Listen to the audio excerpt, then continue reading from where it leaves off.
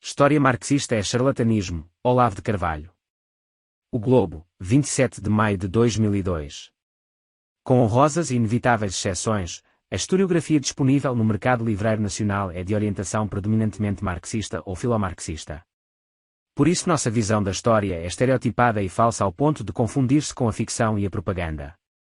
A história que os brasileiros aprendem nas escolas e nos livros é uma história para cabos eleitorais. É que ninguém pode ser marxista também sem ler tudo com suspicácia paranoica em busca de motivações políticas ocultas, e abster-se, por princípio, de fazer o mesmo com aquilo que se escreve. Com a maior naturalidade o marxista escarafunchará o discurso do poder nas entrelinhas dos autores mais apolíticos e devotados à pura ciência, ao mesmo tempo que se recusará a examinar a presença do mesmo elemento em tipos que, como ele, estão ostensivamente empenhados na luta pelo poder. Para o marxista, a história, por definição, não é ciência descritiva ou explicativa, mas arma de luta por um objetivo bem determinado. Não se trata de interpretar o mundo, mas de transformá-lo.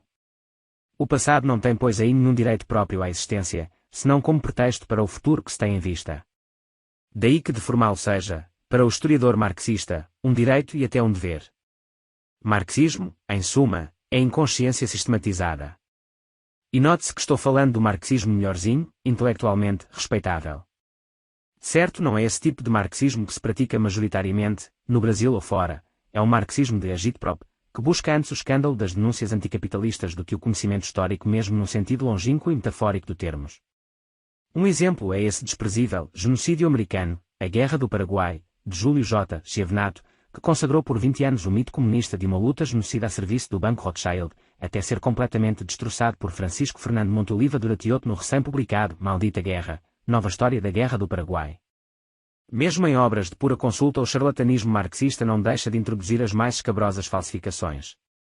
Já denunciei aqui um grotesco Dicionário Crítico do Pensamento de Direita, obra de 114 sumidades académicas, que excluía sistematicamente todos os pensadores direitistas mais célebres, de T.S. Eliot a von Mises, de Bombauer, Erwin Kristol e Russell Kirk, colocando em lugar deles grosseiros panfletários nazistas como Goebbels e Streicher, para dar a impressão de que direitistas não pensam e, quando pensam, é para premeditar crimes hediondos.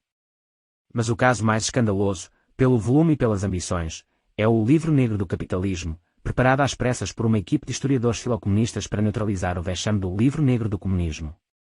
Neste último, um grupo de marxistas arrependidos, com Stéphane Courtois à frente, fazia as contas e confessava que, com seu total mínimo de 100 milhões de vítimas, o comunismo tinha sido o maior flagelo de todos os tempos, superando os efeitos somados de todas as guerras, epidemias e terremotos do século mais violento da história. Mais que depressa, a tropa esquerdista designou uma equipe de emergência, com Gilles Perrault no comando, para transmutar o prejuízo em lucro. Missão: produzir a ferro e fogo 100 milhões de vítimas do capitalismo, de modo a estabelecer, na impossibilidade do resgate da imagem comunista, ao menos um arremedo de equivalência moral entre os dois regimes. É verdade que países capitalistas se meteram em guerras e mataram pessoas. Mas uma coisa é matar inimigos em guerra, outra coisa é um Estado dizimar sua própria população civil. O total de 100 milhões de vítimas apontado por Stéphane Courtois excluía, por princípio, soldados mortos em campo de batalha, atendo-se ao genocídio praticado pelos comunistas contra populações desarmadas, quase sempre nos seus próprios países. Nada de semelhante podia-se encontrar nas nações capitalistas, exceto mediante o expediente de chamar capitalistas o regime nacional-socialista ou o feudalismo da China imperial. Perrault e assessores não hesitaram em fazer isso, mas ainda assim os números ficavam muito abaixo do desejado. Era preciso, pois, falsear mais fundo, incluindo na soma das vítimas do capitalismo os combatentes mortos em batalhas. Mas mesmo então o capitalismo saía bonito. Os EUA, por exemplo, em todas as intervenções militares em que se meteram ao longo de um século, não mataram mais de 2 milhões de inimigos, uma cota bem modesta para um país que se pretendia carimbu como a mais agressiva potência imperialista de todos os tempos.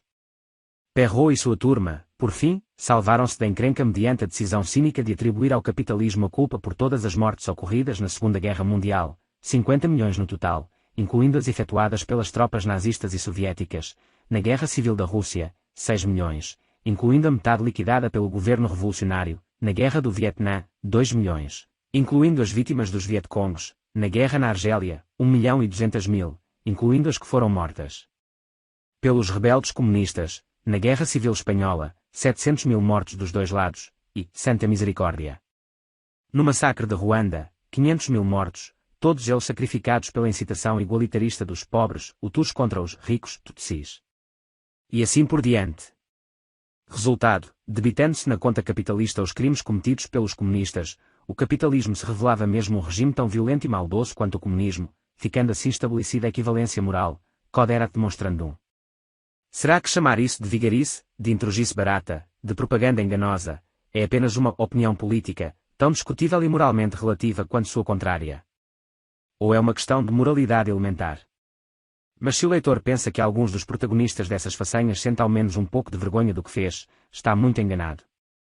Todos têm a consciência tranquila de trabalhar pelo bem e pela verdade.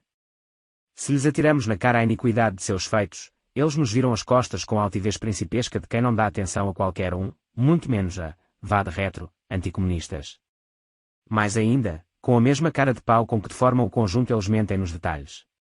Logo atrás do sucesso de Perrault aparecia o Dr. Emir Sader, nas orelhas de um livro de Alan Besançon, falsificando com a maior sem cerimônia o conteúdo da obra. Se no corpo do texto o autor afirmava que os crimes nazistas eram muito mais alardeados pela mídia do que os comunistas, o homúnculo das orelhas, mentindo duplamente, nos fatos e na fonte, invertia a informação, alegando que todos só queriam falar do comunismo e nunca do nazismo.